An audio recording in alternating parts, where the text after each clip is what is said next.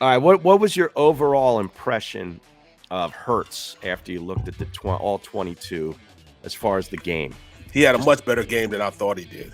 Much better game than I that thought he did. than you thought when you just watched the game. Right. Right. He did. Okay.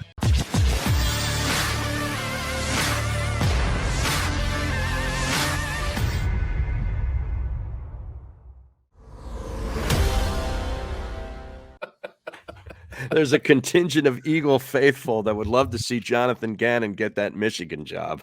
How bad is that, man? How wrong is Oh, that, man? it's How just wrong is that? look. Can't we just like look? I'm cool with Jonathan Gannon coming back for another year with 3 top draft picks on his side of the ball and see what he can do. Well, let me ask you this then. One of my he was like a GA when I was with the Eagles, but David Shaw. Oh yeah, he's at Stanford. Yeah, now is he in a place that he can keep his job? Because that's an interesting one. He might be out of there, man. They went 3-9 this year. I know. They were horrible. Kansas State put one up on them. They did early in the year. Yeah, that's an interesting one. I mean, David Shaw. I mean, he's been there for, eternity. So you're saying him to Michigan? Yeah, I mean, he's ran. I think he's ran his course.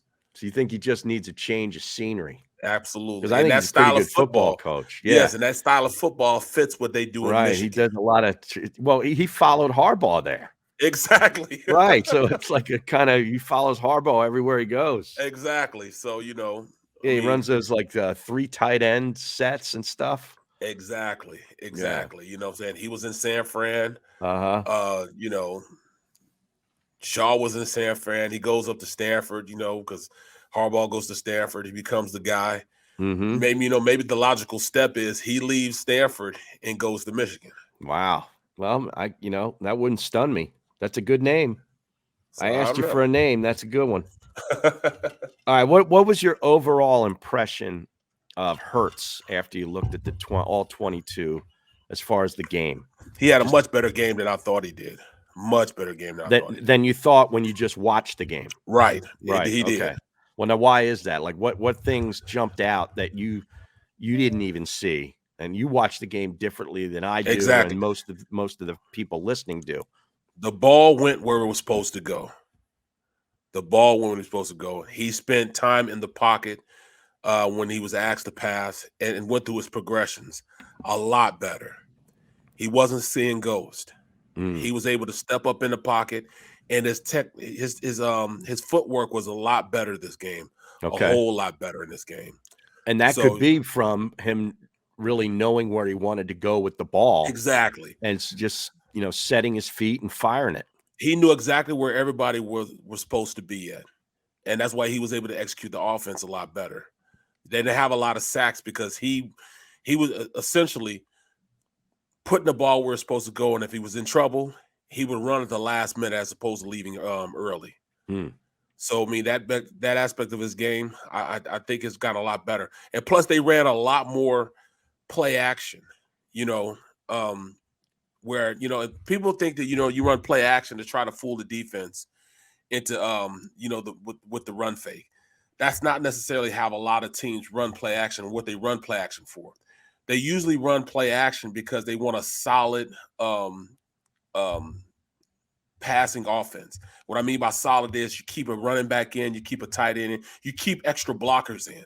Okay. And that's what they use it for, as opposed to them trying to have a run fake. You'll see sometimes they run play action and it'll be a half-ass run fake because they're not trying to get the run fake. They're not trying to fool anybody about the run. What they're doing, they want the solid protection.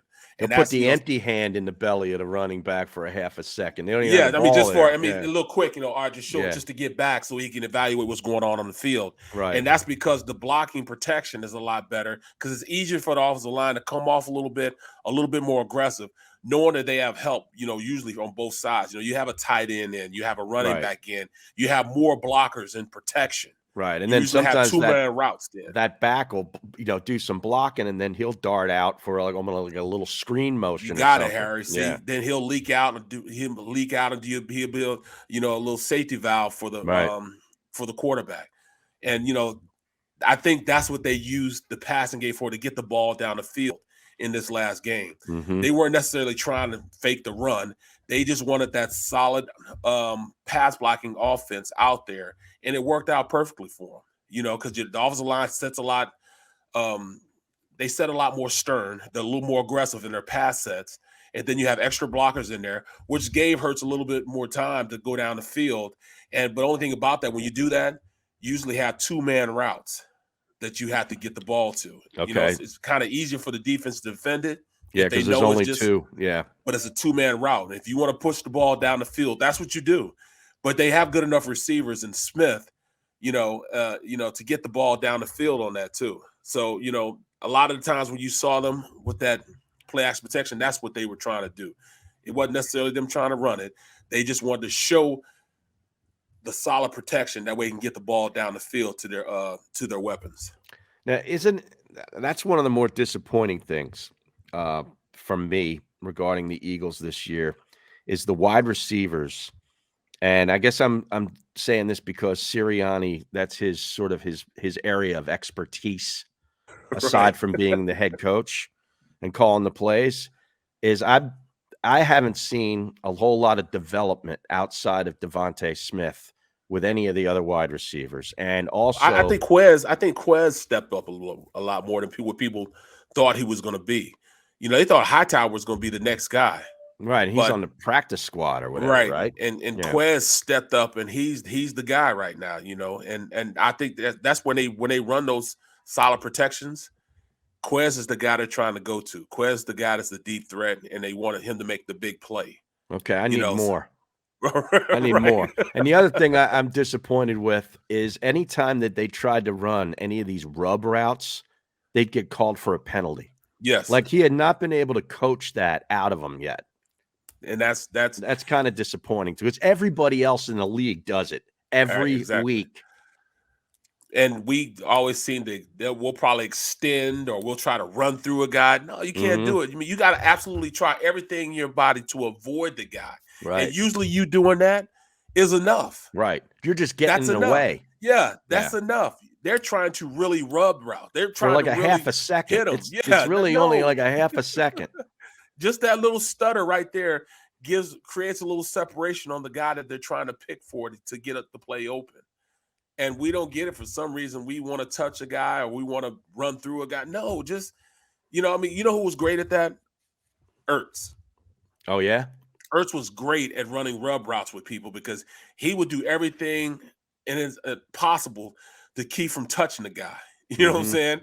And that's what made the routes work. That, you look in the first game against Atlanta, he ran a rub route with Smith, and he basically did a pirouette and put his hands in there and spun around, and that was just enough to have Smith open up for the touchdown over the top. You don't need to touch the guy, and I don't know why our receivers feel that we have to touch him. They're like, J-Jaw. Yeah. You're a big guy, but stop trying to, pick the guy. Right. They're called rub routes, not pick routes. Right. You know what I mean? And he's trying to pick the guy. No, just leave him alone. Don't touch him. Just get in his way. You sound like me watching a game where I'm always yelling at defensive play. And it's not just the Eagles. It's all over the league. College football, too, especially. Where these defensive backs just can't resist grabbing somebody. They just can't resist it. It's like I wish I had, if I was a coach, I wish I had a wiffle ball bat and I'd just whack them right in the wrist anytime it happens. Just annoys the shit out of me. I'm like, will you keep your hands off the guy? Right. I mean, once you've taken 5 steps, you can't touch him anymore. Right. Once he's 5 yards past the line of scrimmage, you cannot touch him. And then it's like they grab, right? And then you're like, just let it go. And they just hold on to it. I'm like, what are you thinking? And it's so frustrating because the play is going to be a negative play. It's going to go for a play, and you're just going to be called back because of this. I already see it. We all see it already. We all see it. Yeah. Oh, shit. Oh, man.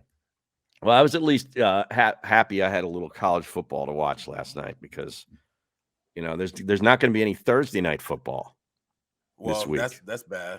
Yeah. Yeah. What's going to get us through here, Barrett? Man, I mean, it's I got a little Temple basketball tonight, but they'll probably get beat. Well, man, I've asked everybody. I've asked John Clark. I've asked Danny Palmels. You know what I'm saying? Because we have a little Wednesday night basketball going on. You know, first time we got Wednesday night basketball going. Oh, where you guys play? No. I'm talking about Wednesday night basketball, NBA. Oh, the Sixers?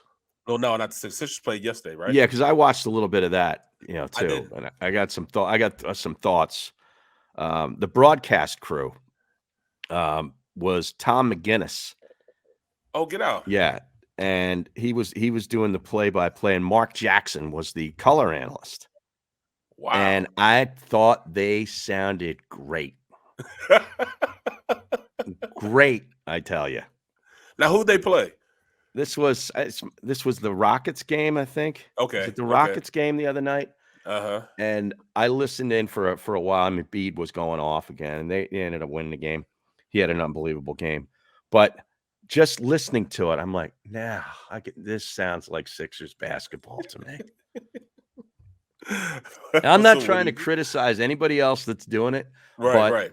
This sounds to me the way I want it to sound. Well, McGinn is one of the best ever did it. He's one of the best ever. Yeah. Now, he's why he does radio. Yeah. He's a radio guy. And that's why. Right. He creates the scene as good as anybody.